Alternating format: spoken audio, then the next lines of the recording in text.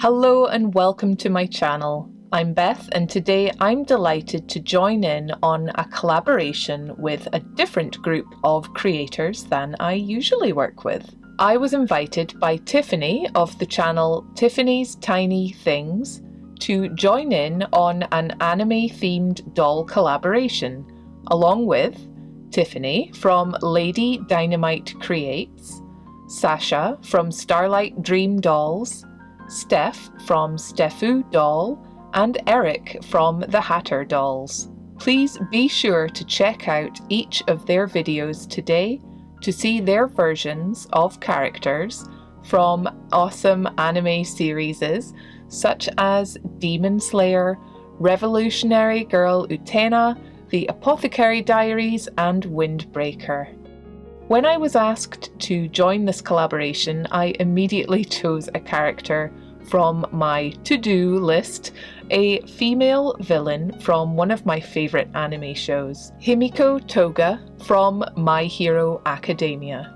Toga has a special ability or quirk called Transform, granting her the ability to transform into a physical lookalike of another person when she drinks their blood. The more she drinks, the longer she's able to hold that transformation. She can copy their clothing and voice, and if she loves that person enough, she can even replicate their quirk too. I chose to make my version of Toga using a 60 centimeter tall, 1/3 scale smart doll as a base, and decided to start with the shoes.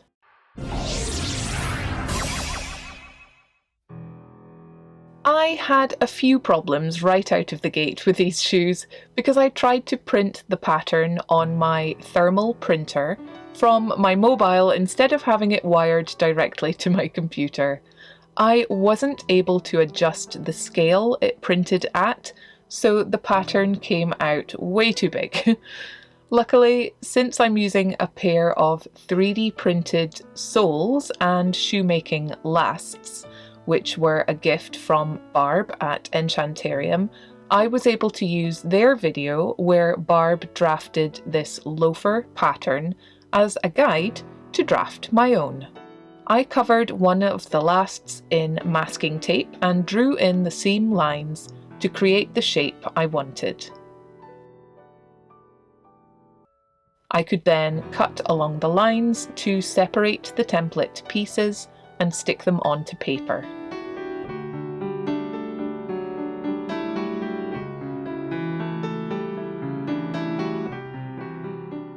I could then trace around the templates and add in a 7mm seam allowance all round.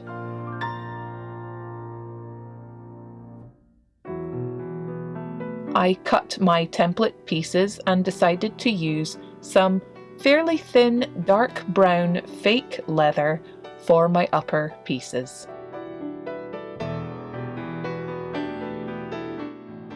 I also traced some thick cardboard soles using the shoemaking last.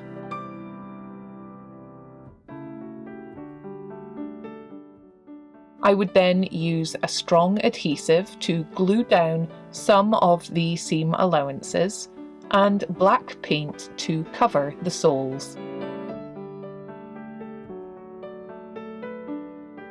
I've only folded in the upper parts of the tops of the shoes and will use the seam allowance to help me join them to the other main parts. I'll then hand stitch where they join and attach the little strap across the top as well. I've closed the back of the shoe and will add in a simple white cotton lining to the areas which will be visible.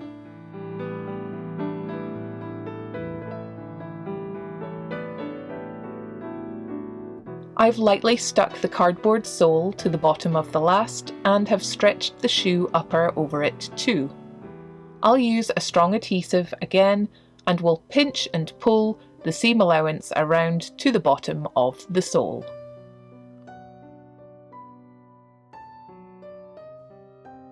Once this part has dried, I'll cut another scrap of the fake leather to level out the base of the shoe.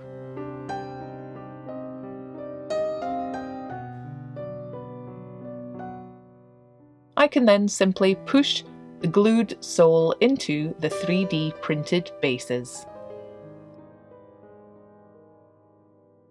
I absolutely love how these schoolgirl style loafers turned out. I think they will suit Toga perfectly with the rest of her seifuku Japanese schoolgirl outfit. Thank you, Barb, for sending me these. I'll definitely take another pair of these soles if you're making them. Next up, I planned to make her pleated skirt, but was still having problems with printing at the correct scale. I planned to use an official Culture Japan sewing pattern, but instead ended up drafting my own. I started with a waistband and broke down the measurements I would need to create the pleats. I drew myself some diagrams to get my head around the total fabric needed. It ends up being quite a lot, as each pleat effectively has 3 layers of fabric. I'm using a simple navy cotton fabric with cream-coloured cotton for the lining. I cut a long rectangular strip and will overlock and hem the bottom edge. I then set about pressing and measuring each pleat in turn, turning the fabric to press the back of each pleat as well.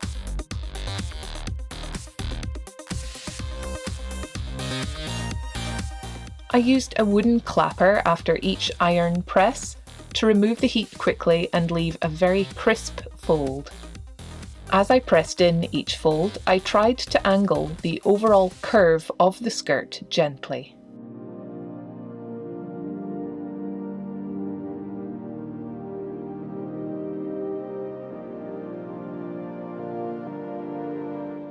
I found that I needed to attach more fabric, so was careful to hide my joining seam within the underside of a pleat. Once my skirt had become the necessary length, I cut the remaining edge like this with a slight overlap for the back closure area. The start of the skirt has a seam allowance already pressed in to join to the other side of the back closure. At the sewing machine, I would stitch very close to the edge of the inside fold of every pleat.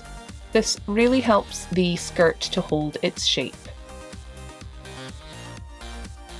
I then repeated this action, sewing through just the top couple centimetres of each front pleat. The skirt really looks beautiful so far, and now I will attach the waistband, matching up the longer ends together.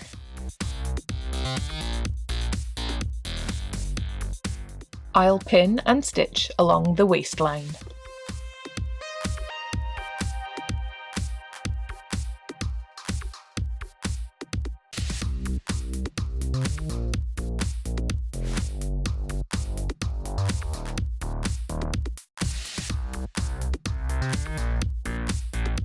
Next, I line up the lining layer, which I've already pressed in the bottom seam of, and will sew along the sides and top before flipping it to the inside. The lining has been turned to the inside and can be top stitched in place neatly. Finally, I will align and stitch the lower part of the rear closure to enclose the skirt.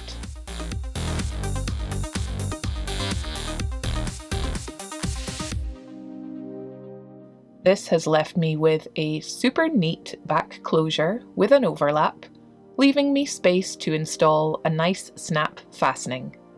This is a plastic cam snap, which is squeezed into place with this special tool.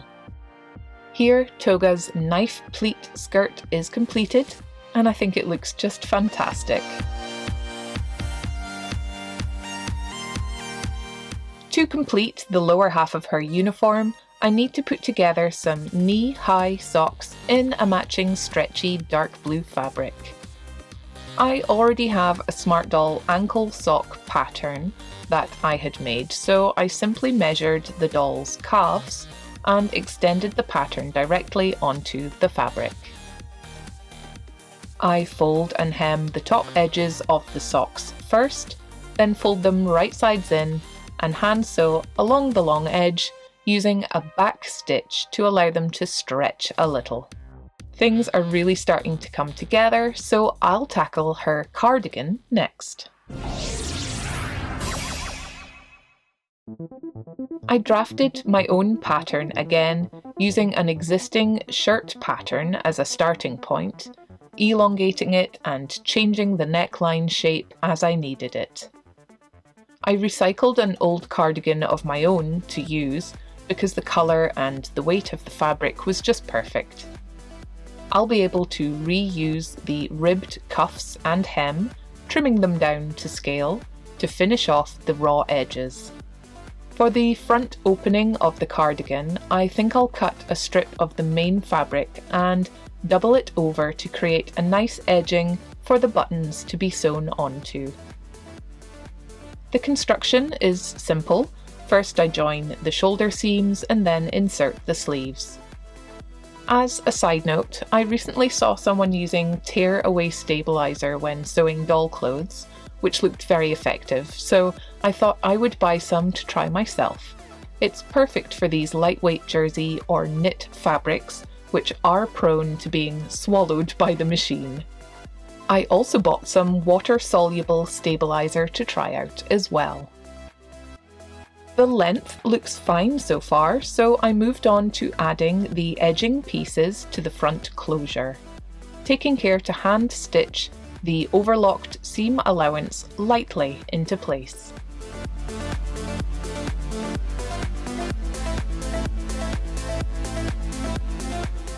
I baste stitched the neckline to prevent it being stretched out, then stretched and stitched an edging piece in place. I also added cuffs to the sleeves.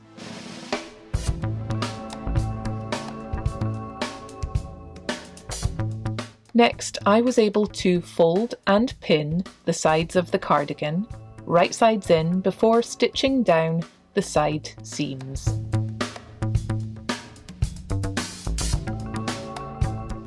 With the sides closed in, I was then able to attach the lower ribbed hem.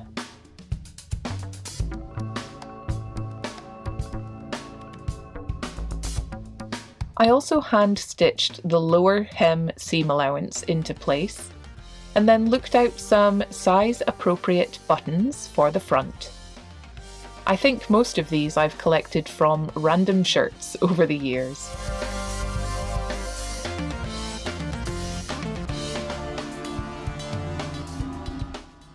Here I've sewn on the buttons, and also some snap fastenings as practical closures.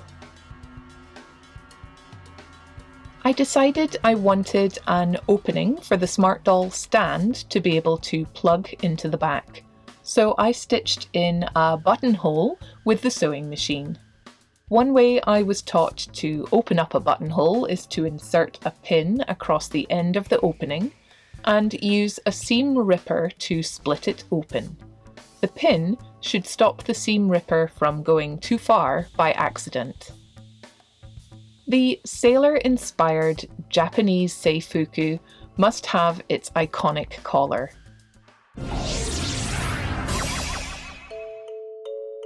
I'm being a little lazy and not making an entire garment for this collar, but with all the layers, I didn't want things to get too bulky. I'm going to make the collar a separate item that will simply sit on top of the cardigan. I draft the shape I need and use navy cotton again to create it.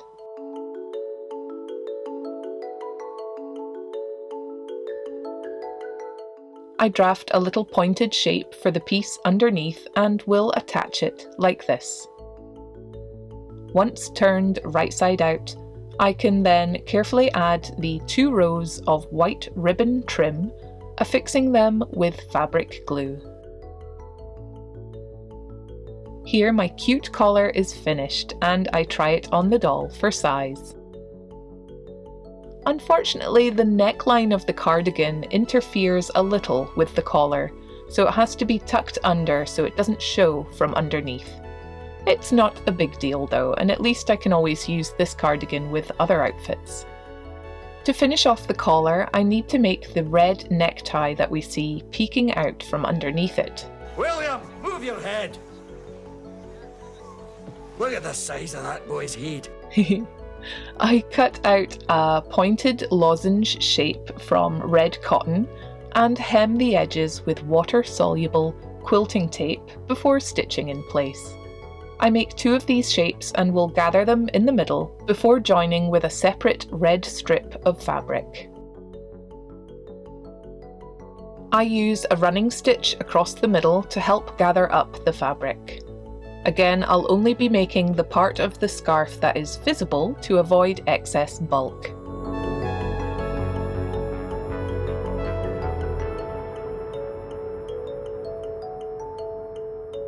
I stitched together the lower piece of the scarf to help it sit properly, but once I tried it on the collar, I realised the lower part is too big, so I remade it in a better size.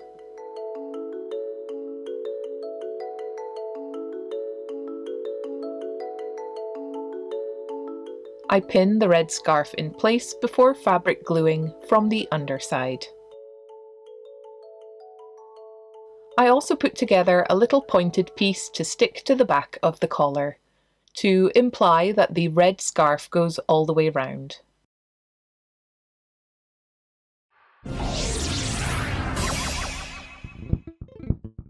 With her pointed teeth, Toga really does have the cutest smile. I knew as soon as I had the file for this unique face mould that it would be perfect to make Toga with. This head sculpt was also a kind gift from Enchantarium and is the same head they created for their own custom Marceline. On my iPad, I sketched out something of a plan for Toga's face up, and also an idea of her eyes.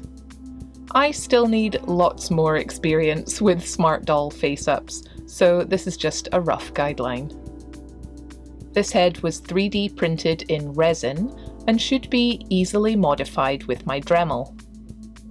I'll start by removing the pointed tips of the ears, and will also make slight alterations to the eye shape as well.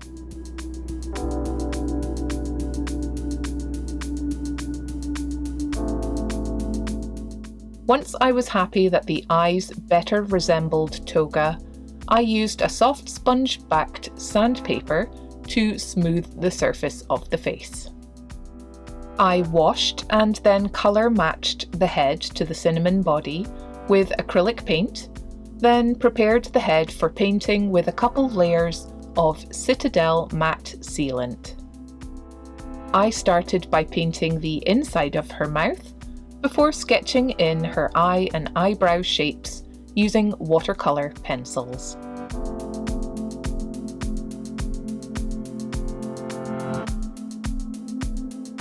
Between layers of matte sealant, I built up more saturated layers of colour, adding some blush and eye shading using pan pastels. Once I felt like the face was ready, I moved on to creating her custom eyes. I used clear UV resin, tinted white using alcohol ink, in a silicone mould purchased from AliExpress.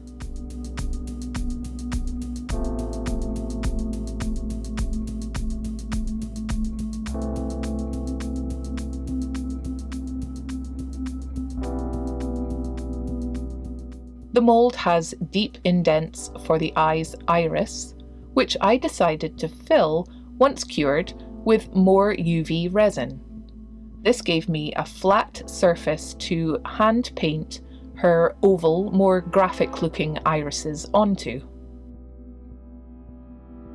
I used narrow-tipped acrylic paint markers to hand draw her eyes, and added a tiny amount of iridescent foil to the lower half of each iris to give them a little sparkle. I covered each eye in a layer of UV nail varnish top coat to seal everything in. Before we see the head and eyes together, let's tackle the wig. I bought this wig specially to use for Toga and put it on this 3D printed wig stand which was gifted to me from Charvet, a member of the My Lady Disdain Discord group. This wig stand was extremely helpful when I was styling Toga's hair. I started by separating it into 2 bunches, with a little hair left out for her hime bangs. I'll need to trim them later. Okay, this is the scary bit. I'm gonna cut off both of these pigtails and then use the fibre to make the little buns. And I will stick them onto the little raw edges left behind. So I'm going to cut here. Hopefully it's not going to all come apart. I'm going to try gluing the little raw stump that's left behind. And we'll try to use this fibre to make some little glued wefts that I'll use to make the sticky out bits around Toga's little bun. I'll make a little 2 hollow balls that I'll then cover with hair and stick back on here. I'm very nervous about this because I don't have another wig. So let's see if it works. Wish me luck. I was really scared to ruin this wig, but everything actually went really well. I superglued the stumps of hair left behind and used tacky glue to secure the ends of the cut pigtails.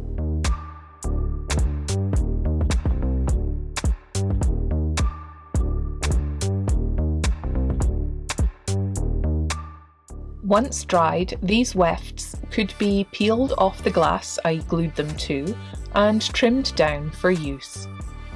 The base for her buns was simply made from a cardboard strip capped on the end.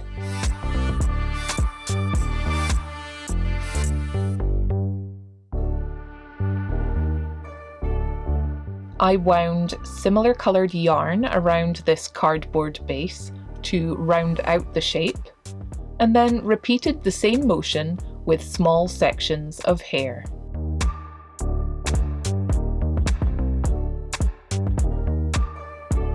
I really enjoyed this part, using tacky glue and a palette knife to sculpt the hair around each ball. Once each bun was fully covered with glued hair, I went over them once more, leaving the hair on the outside of the bun untouched by glue so they didn't look so stiff. I then cut and feathered small pieces of hair, which I glued strategically to look like the messy ends of her hair. I used a little strong styling gel to bring those messy ends together, giving them a more anime look. Once completed, the buns could simply be pushed onto the wig.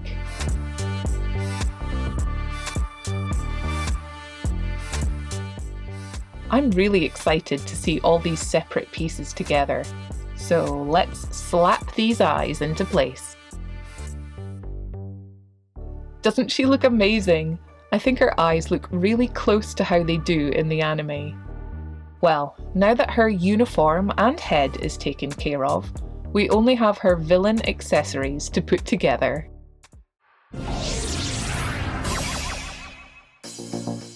My wonderful husband was kind enough to 3D model from scratch and print each of the pieces I needed for Toga. First up is this oversized scarf with a huge toothy grin, which looks fantastic. On either side of the scarf will be these canisters into which Toga would suck the blood of her victims. Strapped onto her back will be these 2 large canisters, which will have tubes coming out of them, attaching to the smaller canisters around her neck. These are 2 small pouches which will be attached to the front of her belt, and these 2 knife holders will be attached to straps which will be on each of her thighs, He made it so the knives can even come out. How cool is that? These tiny pieces will be painted silver and will be attached to a fabric face mask that I'll make from black and white cotton fabric. I've made lots of these face masks before, but never this small. I stitched the darts before joining the lining and outer pieces together around the outside, flipping it right side out before attaching elastic. Here's how the face mask will hold on. I've kept it as loose as possible to avoid any potential colour transfer from the elastic. The wig will help to hold it in place as well. The 3D pieces are FDM printed, and I score the plastic before supergluing sections of cross-grain ribbon to them. Her mask has turned out super cute. I can't get over it. I painted some of her knife blades silver so she can hold them in her hands, and attached Velcro to the end of the straps so I wouldn't have to slide them up her legs.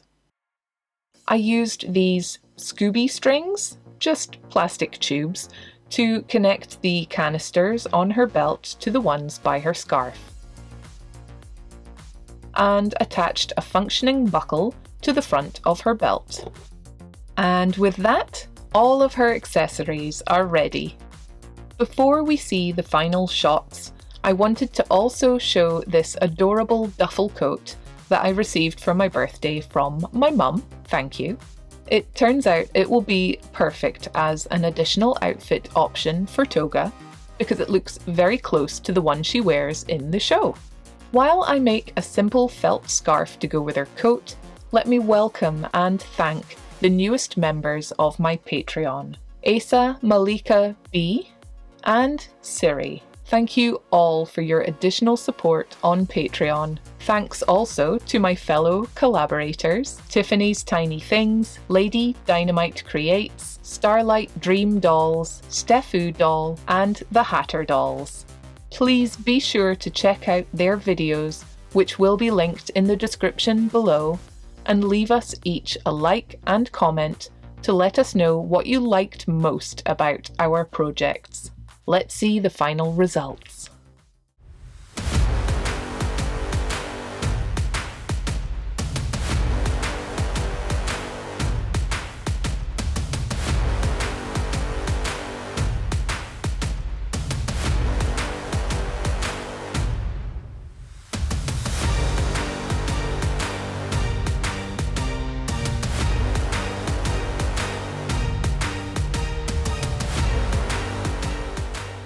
I think you can tell I had an absolute blast making this custom Toga smart doll.